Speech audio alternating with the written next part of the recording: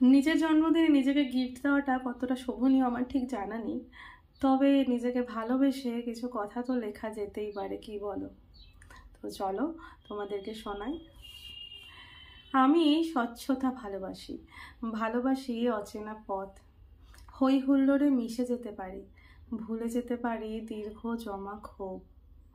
ভালোবাসি মায়ের কোল, বাবার বকুনি, ঘরের কোণে থেকে যাওয়া ছেলেবেলাও ভালোবাসি। শান্ত অভিমানী, একটু ছিচকাদুনি, আফসোস নেই এসবে কোনো। বেশ ছিল, সময় তো দরকারও ছিল। এখন তো ভাবনাতেও চলে কিভাবে মজবুত হব। বদলাবো আরও বাহ্যিক গঠনে, সংখ্যা বাড়ছে সময়ের ব্যবধানে। কারো প্রিয় হব তো কারো চোখের বালি, কখনো চঞ্চল ঝর্ণা হব তো কখনো হব শান্ত তটিনী।